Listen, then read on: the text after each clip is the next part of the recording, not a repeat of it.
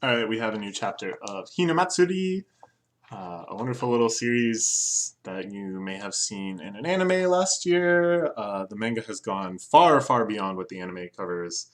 Many, many bizarre and wonderful things have happened, including a fairly substantial time skip.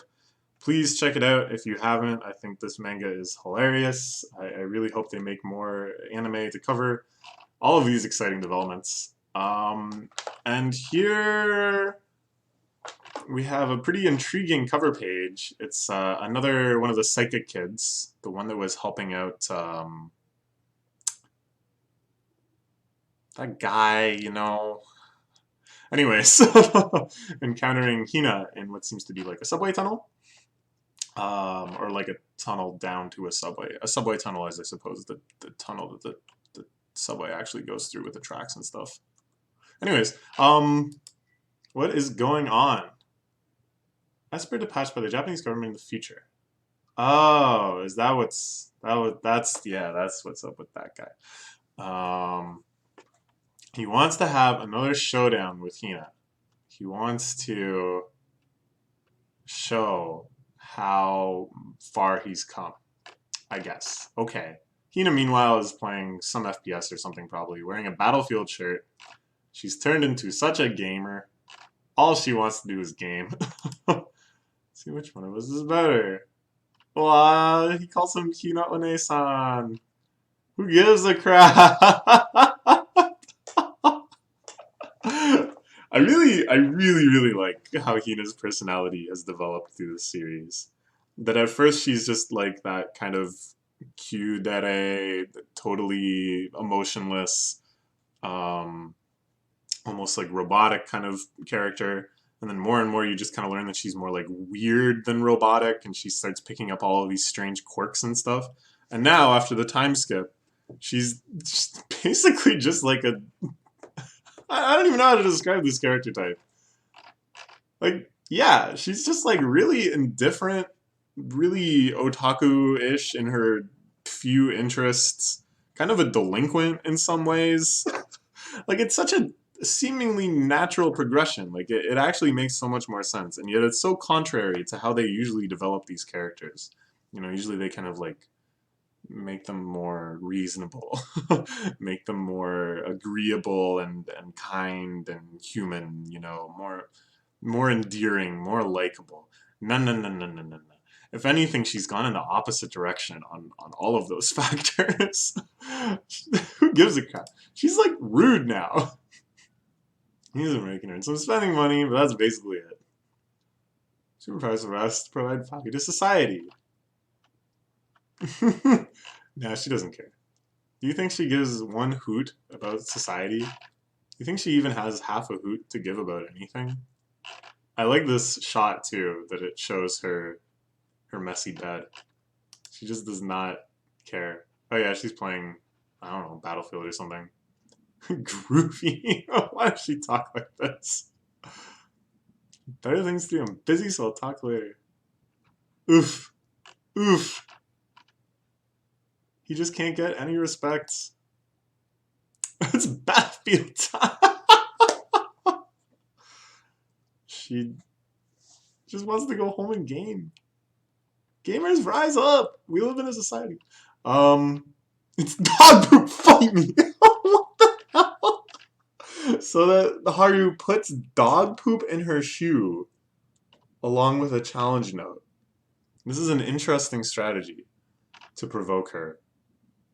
I guess it kind of makes sense in that she'll want to stop further dog poop incidents, but I don't know what he's really hoping to achieve with all of this. He just wants to show off, I guess. It's dog poop. Fight me. Nope, she doesn't care. Fight me.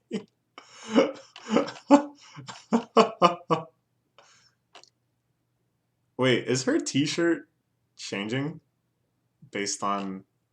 What? Is that just a little visual gag? Or is it that the sound effect happens to be on her t-shirt? No, but in this panel, it really looks like the lettering is on the shirt. So I don't get it. I don't get it. Oh, and Nita has lost patience too with this harassment. I'm not gonna let this shitty harassment get to me. I'm not a little kid. I think that's actually pretty reasonable. I think Hina is in the right here.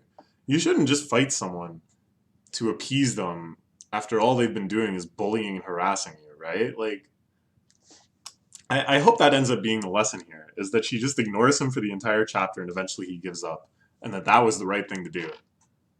But at the same time, I feel like um, they want to show us a nice superhuman showdown. We haven't had one of those for a little while. So she'll probably give him at some point.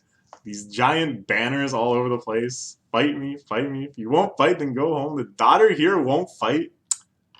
Shaming, shaming. It is like neighborhood shaming. Look at this. Everyone turning away from her. What is she supposed to do? What are they expecting from her? To fight? Obviously, it's the person doing this that's unreasonable. But I suppose the attitude is that, oh, we can't associate with this. We can't associate with this whole situation. It's just not proper. Oh, she's hanging out with Hitoshi again. Cool, cool. They're becoming more and more of a thing, perhaps. I don't know. I don't know. Let me go home anyways. And this is the advice. We saw this a couple chapters ago. The tablet mode. This cool new AI assistant program that they have running on this tablet, which beams you advice from a successful CEO in America. So I know a lot of people like will sometimes watch videos for series that they don't follow, just to kind of see what's up with it, and I really I'm really trying to imagine how people could put together the premise of this series just from what is being seen. And my strange jokes about what things are probably don't help. But yeah. But yeah, he's definitely going to take this the wrong way when she said, I didn't want to go home anyways, assuming that she's fighting with Nita or something. And of course, their bond is that their fathers are both Yakuza members. All right. Time to hang out in the arcade. Funnies, shmups. Oh, I miss being in Japanese arcades. Ah, I just want to go back already. I want to play Chudy Thumb. Ooh, and he's here. Haru, of course, is everywhere. Is she going to challenge him in video games instead? Something that she's much more interested in? Something that provides absolutely no possibility of value to society whatsoever? But something that matters to her so much more than a silly little bit of telekinesis? Let's take this outside. Oh no. Oh no! Because he doesn't know, does he? He doesn't know anything about Hina's true form. Hina's true powers. If he follows her here while she psychically bullies this child, it's not a good look. A heated yet silent battle. That's the name of the chapter, right? A silent superhuman showdown or something? Set the timer to 5 minutes. Oh, this is of course their transport ball from the future. The one that's caused so many problems and headaches, especially with now Chen. I guess it can set a timer too. Maybe it's like the smartphone equivalent. We've seen it do a couple other things too, especially in the flash forward. Timer runs, we try to pluck hairs from each other's head one at a time. Done via our powers. So yeah, this is what he was begging about, right? Is fine control and finesse. And that's what he lost out to when there was the big Yakuza superhuman aided showdown, is that he could only kind of throw his people towards Hina, but Hina could actually manipulate them in all sorts of fine ways. I tried to finally control my powers. It says hairs out of somebody, but I don't have any excess hair, you see. Oh, that's his friend, I guess. I don't know what you'd call the relationships between these superhumans and the people who take them on. All my hair too. With that said, don't care if you end up bald, right? Hina's still pretty cocky. But if we think, like, it seems like there's something you can practice here. Haru seems pretty confident that he's improved. And therefore, if it's something that you can like practice and improve at, I would also expect that it's something that can get rusty and deteriorate, like the sort of the muscle memory that you build up in your brain. And if that's the case, I think Hina, who hasn't done anything in quite a long time, has just been gaming. I don't know. I think she should be a little more worried. Okay, take your data away. Oh, oh no. Oh no. In fact, it's probably better if he does come to understand what he's seeing here. It's probably he's starting to assume things that are worse than the truth. The truth is just strange and confusing, but what he's assuming is downright disgusting. Standing there. Oh. Whoa, this is kind of fun, seeing this from a total observer's perspective. It reminds me of way back, one of something they covered in the anime and did a fantastic job, where she's fighting against oh, you know, what's her face, and her attack is just to like whoosh, and for a long time it seems like nothing is happening, and then slowly her whole body like crumbles in that direction. What are they doing over there? Yeah. Oh, this is so funny from his perspective. They're literally just standing there like 5 feet apart, doing nothing. Doing something to Hina. Oh, this is so strange. And normally it's like this sort of thing you would see a bit of the interior of like Hina's mind and stuff. It would be depicted to you. You would see the struggle or the smugness or whatever it was. But here, because it's from his perspective, they're literally just standing there talking to each other. Oh. This whole roleplay is too much for me. He missed when one of the hairs popped out of this guy's head. And he missed the mysterious pebble suddenly making a sound. Doing with that kid and a pedal? What kind of roleplay are they doing? Oh, but here for a second we see it. Just for a second, we see the actual interior world of this psychic fight. That's pretty cool. That's pretty badass. I'm always really impressed with this series and its ability to constantly like undermine and make irreverent all the cool things they build up. You know, they're always kind of making fun of themselves. And yet, when it comes down to it, when they really do have these like action scenes or whatever, they're quite badass. They actually go all out and make it something that's pretty intense. This kid's strong. You match when you attack me from behind. His frontal assist and pierce through my defenses. What can she do? Turn this on its head. It's fine if you pull out a hair. Over. What's about to happen?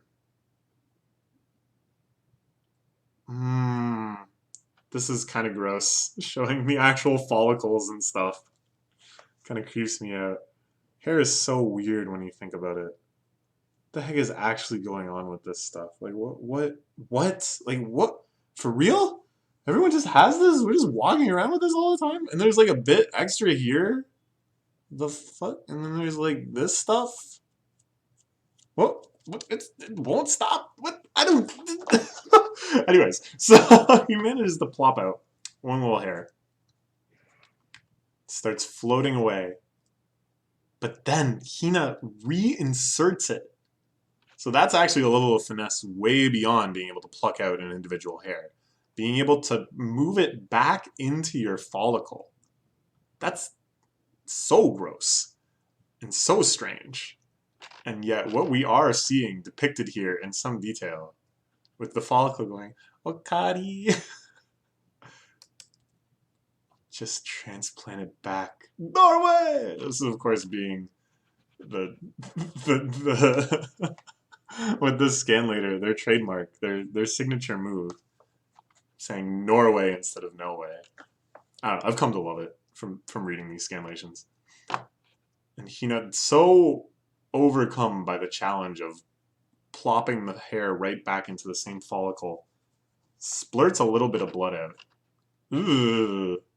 She opened it and snuck it back in. Then you reconnected the hair bulb to the blood vessels in your head. That's messed up! Plucked hair after you pulled the second one. So shocked your defenses are down. Another one falls out. So she wins, 2-1, right? 2 hairs removed versus 1. All you got is strength. There's no eeriness behind it. Eeriness is what keeps people guessing. Well, that sure explains a lot. The Hina bases her powers based off eeriness. That fits to a T her personality, how everyone who's ever encountered her in an antagonistic situation finds her. Just so unsettling, so creepy. Transplanting your hair follicle back inside your scalp. What the F is up with that? Stop using your powers for a while. Playing all sorts of video games and reading manga helped me adopt the mindset of a fighter. Good lord. I like her Tanoshi shirt. It's a pretty great shirt. I would wear that. These are flashbacks, of course, to her middle school years, you can tell. Because her hair is a little bit shorter. Hair transplant commercials on TV gave me hints for today's battle. Good God.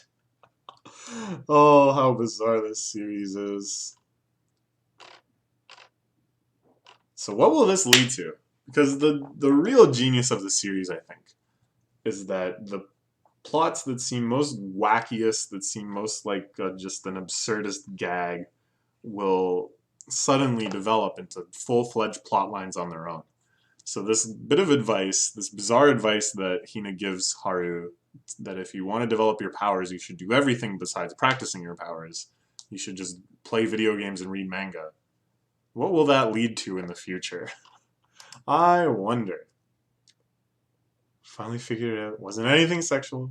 They're just pretending they're in a battle manga. You telling me to go with the flow here too? This girl I like is a total weirdo. But he knew that already. Is this over the line? Wandering off with a kid to roleplay battle manga? Or will he just embrace it? Toshi? He tried! He tried! He tried to do a little bit of Chunibyo roleplay. Good for him! Good for him for trying. But she's not actually into that at all. The tragic young man. Fell for the wrong one. Blame his dad too. Well, there's a lot to blame. The fault for everything lies at all times with everyone in this series. The series is the truest comedy of errors, and I love it. Okay, let's eagerly await the next chapter. It seems like we're due for one, if not overdue. All right, good stuff. Bye-bye.